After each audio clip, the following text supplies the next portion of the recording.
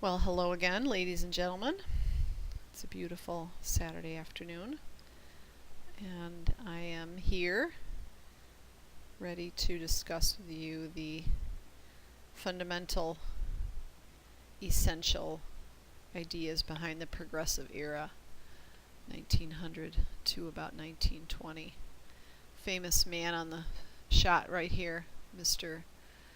Theodore Roosevelt, and he is one of the progressive era presidents, one of three, most famous for the reforms that he created and was a part of during the progressive era. So once again, please take good notes, kind of doing the 3/4, 1/4 lineup on your page, and don't be afraid to stop where you need to stop and take some time to write down the notes as well as any questions or comments as we go through them. So what led to the progressive reform? Well, lots of problems based on industrialization, urbanization, immigration, big business created a need or a pressure for progressive reform from the local governments, from the state governments, from the national or federal government. And as you look at this cartoon, you can see that some of the big guys in the back of the Senate are some of these trusts and monopolies who are controlling the Senate. Standard Oil Trust, the Copper Trust, the Iron Trust, the Sugar Trust, the Coal Trust, jokingly, making the comment that the government is run by big business. And if you look at the caption behind the men in the top hats, it says, "This is a Senate of the monopolists, by the monopolists, and for the monopolists." And the people's entrance is closed. So that's a great example of the need for progressive reform because big business got a little too big. So by 1900, the U.S. is a rich and powerful nation, and the progressive age was set up really to reform some of those problems that came up during the Gilded Age. And here are 4 such problems. One was, as I've been saying the word over and over again, monopolies, which led to higher prices for consumers. There was no competition. And most big businesses thought that government should not step in to help the poor or should not step in to regulate their business practice. And those social Darwinists believed, as we know and talked about, that survival of the fittest. If I can do it, I will do it, and if you lose out, too bad for you. The other problem were the conditions of workers, especially in the sweatshops and the factories during the Gilded Age. Terrible working conditions, long hours, low pay. They created unions, but we know that big business and government generally tried to stomp on them. So the unions did not gain a lot of power until much later in the 1900s. So business usually sided with themselves, obviously, trying to stop the unions from growth and from negotiation, and the government always supported the big business. So it was a vicious cycle. We talked about the gap between the rich and the poor. Cities were the places where you saw this gap most often. Very much not as big a middle class as we saw the wide difference between the rich and the poor. And the poor tended to live in these overcrowded, dirty, dangerous tenements, eventually turning into not just one apartment building, but many apartment buildings, and then they become slums. And the government, generally at all levels, whether it was the local, state, or national government, tended to not respond. They refused to respond to the problems of industry and urbanization. That laissez-faire philosophy would continue. So who are the progressives? Well, the progressives are the populists. Remember, we talked about them. Generally a rural farming community, but also people that lived in the city, those people who were sort of middle class and educated professionals, were those who were caught between the very rich and the very poor, and they saw both ends of the spectrum. They saw how the very rich were treating the very poor, and being in the middle, they sought to try to alleviate the problems of the Gilded Age and alleviate the problems of the poor. And by doing that, they could improve American society. So their job was really to end the abuse of government and big business and make things better. That's what the word progressive means, to make progress. It started out as a very grassroots, volunteer sort of organization, usually starting in a village or a city, and eventually grew to more state-run organizations, and then eventually nationally, getting out the word through magazines, newspapers, books. This is the way that they got their word out about change and improving society. One thing that did help them was a particular group of writers and journalists known as muckrakers. Make sure you write down this definition. These muckrakers were writers who investigated and then exposed the corruption and injustice through their articles, whether it be in a magazine, a newspaper, a book. And we'll talk a little bit about some famous people like Jacob Riis, who took pictures in a book known as How the Other Half Lives. Upton Sinclair wrote a very famous book called The Jungle, and you probably remember reading some excerpts of it, maybe in the middle school in English or in social studies. Ida Tarbell wrote about the corruption of the Standard Oil Company, and there were obviously several others too that we'll take a look at, but those are just a few memorable ones. The muckrakers really looked at the overriding view of poverty, the attempts to end poverty, the crowding, the disease, the poor nature of lives in American cities.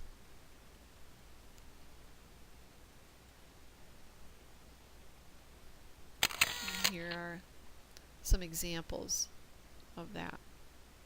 Jacob Riis, essays, photographs.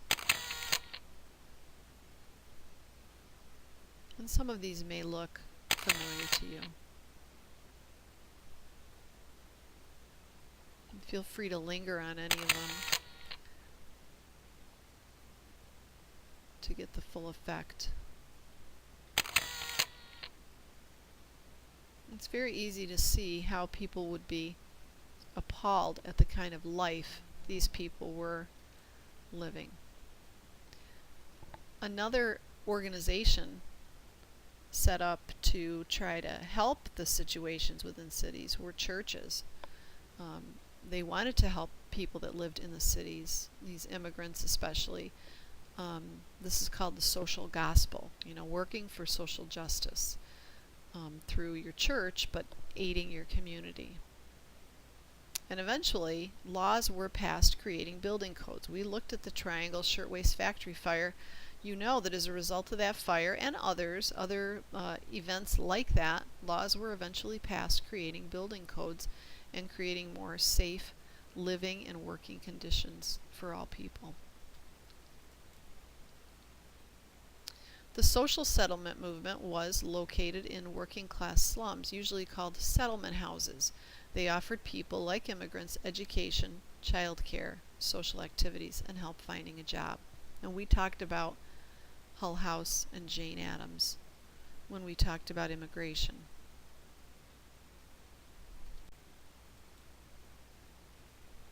The peace movement, a support of pacifism, which means you are opposed to war and fighting. You don't like it. Jeannette Rankin was the first congresswoman who voted against entry into World War I by the United States. I mentioned how Jane Addams was also a pacifist. She spoke out against war and injustice in the world, and actually won a Nobel Peace Prize. Temperance and Prohibition. We talked about this in the mid-1800s, around the 1840s, where we talked about people who, especially church groups and women's groups, who opposed the use of alcoholic beverages. They wanted to prohibit its manufacture and consumption. So people began a kind of an all-out cause or a movement against alcohol. And it's not going to become very organized until about the 1920s. And we're going to see prohibition come into full effect with the 21st Amendment.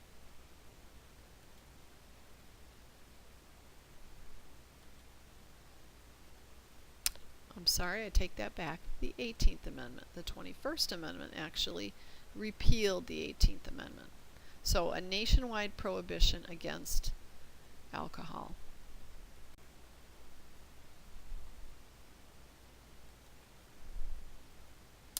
Women continued to fight for the right to vote. That's what suffrage means. We discussed the 1848 Seneca Falls Convention, which began to organize a movement of women who wanted the right to vote. They didn't get it in 1848, but leaders like Susan B. Anthony, Elizabeth Cady Stanton, Lucretia Mott, they all worked toward that end, but starting as early as 1848. Susan B. Anthony did try to vote. When she voted, she was arrested, and as a result of that arrest was taken to jail and had to pay a fine of $14.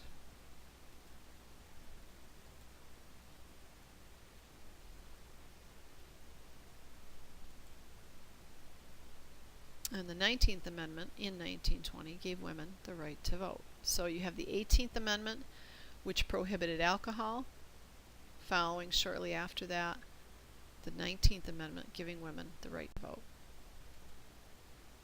And then certainly rights for African Americans. We have not forgot about African Americans continuing to fight for civil rights, economic, political, social equality. We talked about W.E.B. Du Bois. He founded the Niagara Movement and co-founded the National Association for the Advancement of Colored People, the NAACP. I believe in 1913, and if that's true, then it's the 100th anniversary. Marcus Garvey founded the UNIA, and he urged blacks to emigrate back to Africa. It was called the Back to Africa movement. Obviously, that was not a successful movement. And then Ida B. Wells was a very prolific writer and speaker, attacking lynching of African Americans, and she, along with Du Bois, helped to co-found the NAACP.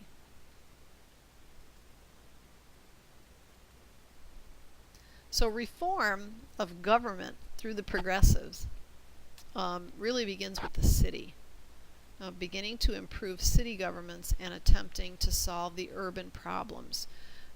Usually corruption occurred in big city governments like New York City, Philadelphia, Boston, etc., where there might have only been one person in charge. Now they began an all-out movement to create more than one person in charge of a city, not just a mayor, but to have commissioners and managers, to have sort of a layer of people who would be able to watch out and sort of have a checks and balances on city government to make sure that laws were being followed, money was being carefully used, there was no stealing of the public money, etc. So it really starts from the ground up with a reform of city government.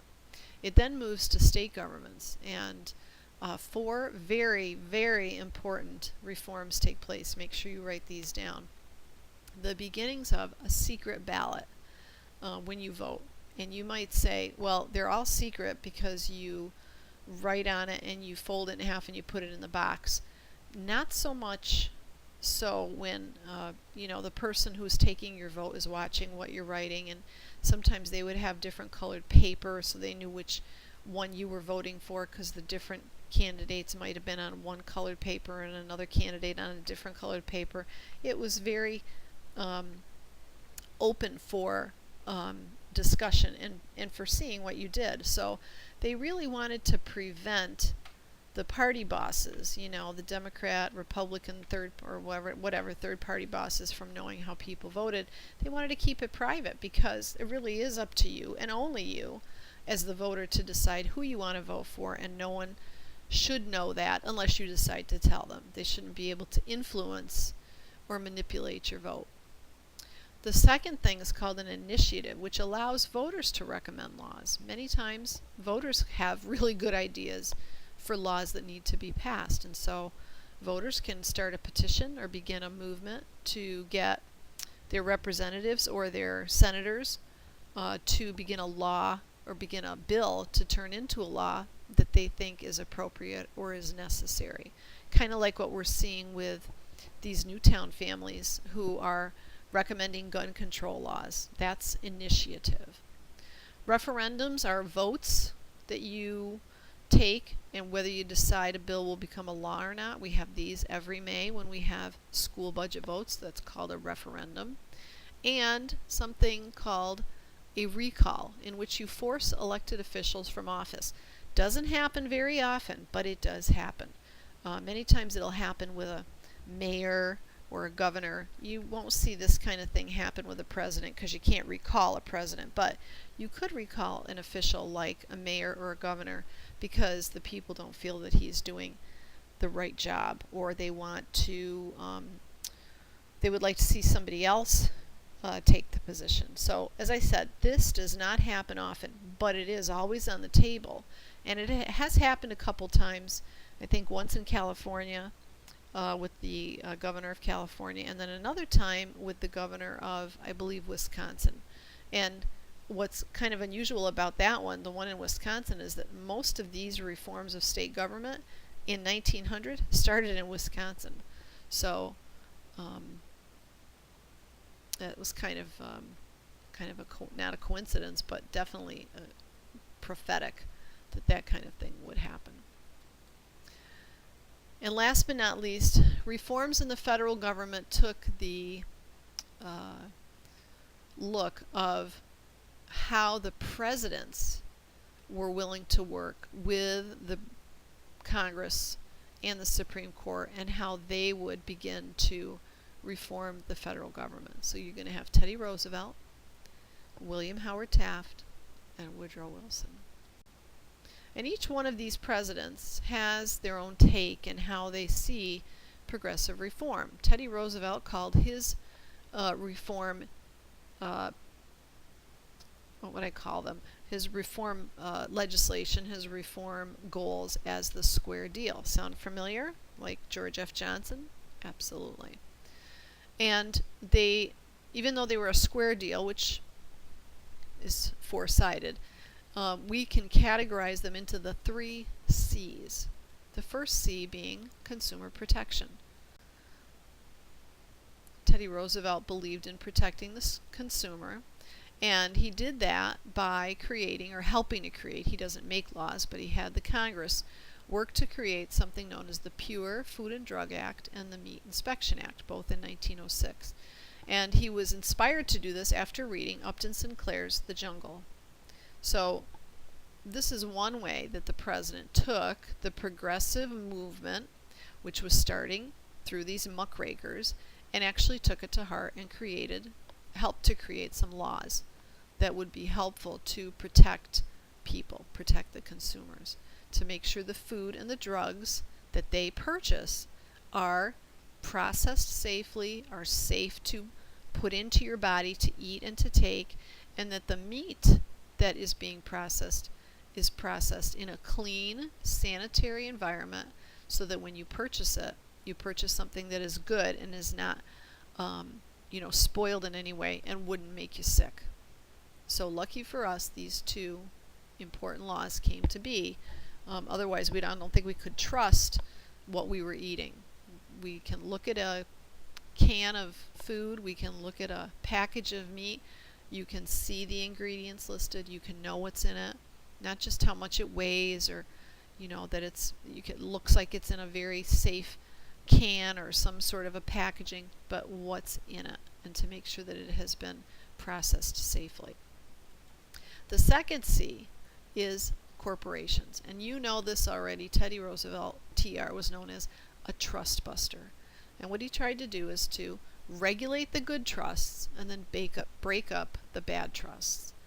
And there's a great picture or a cartoon of him because he was known as TR. He liked to hunt.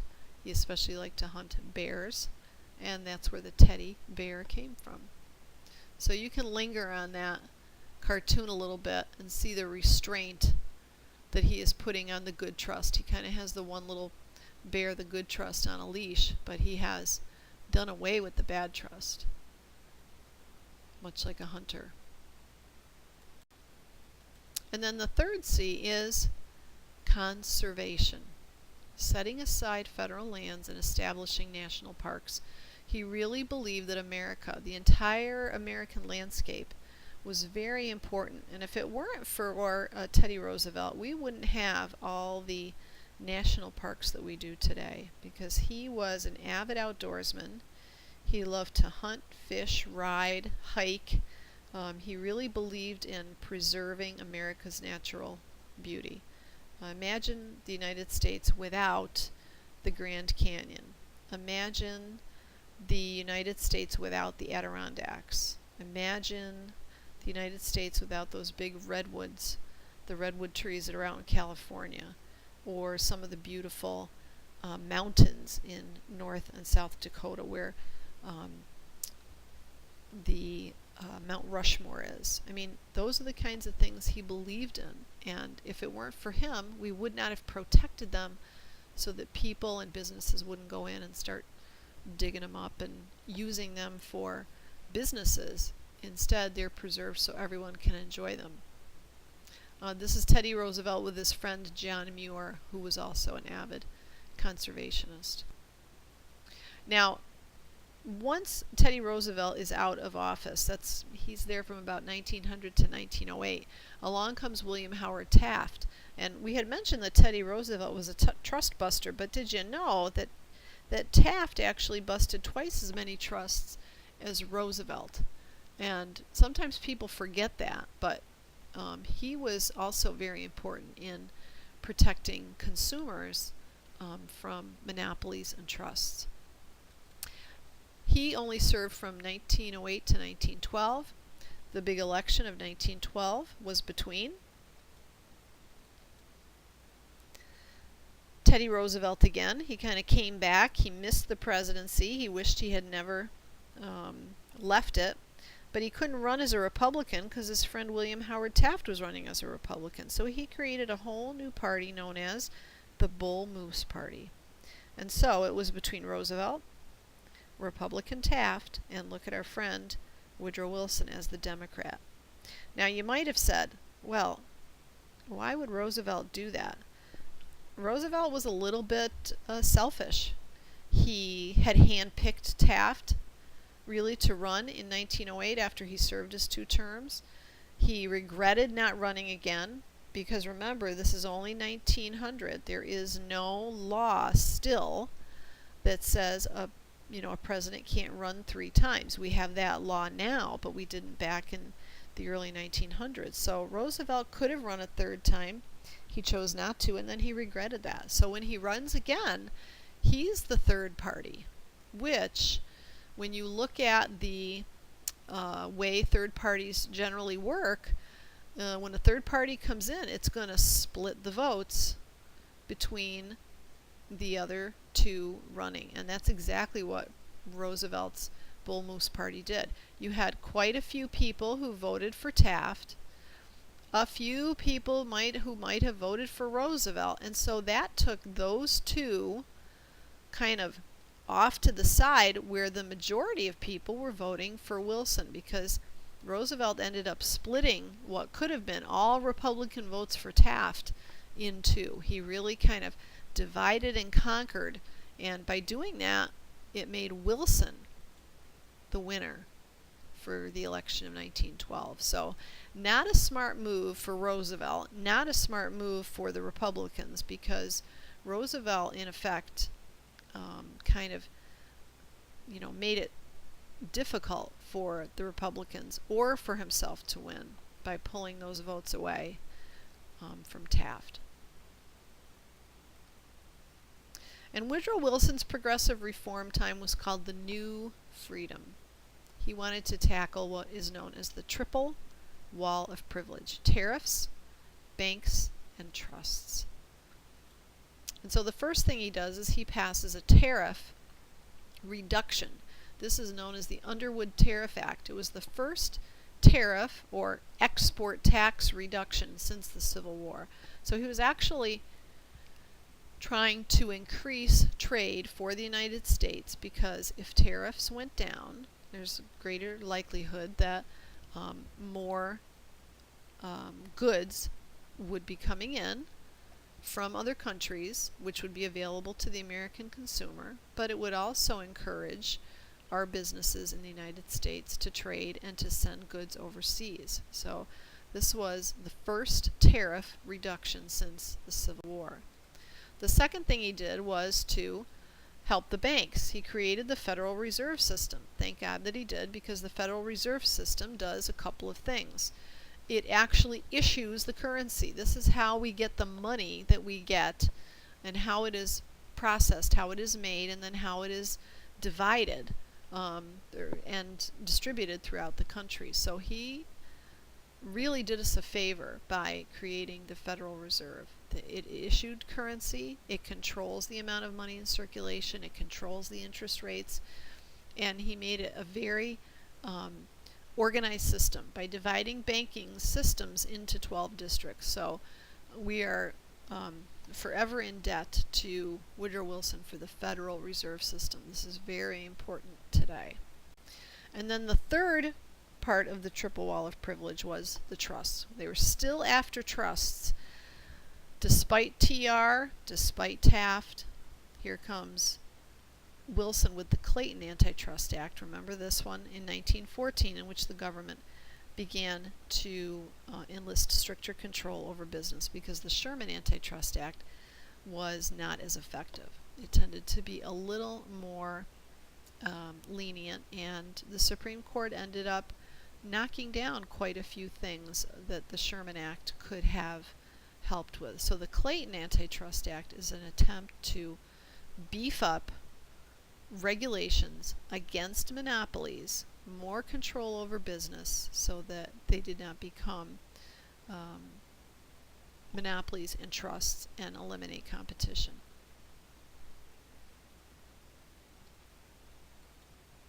Now, these last two sets of slides, you're going to see lots of things.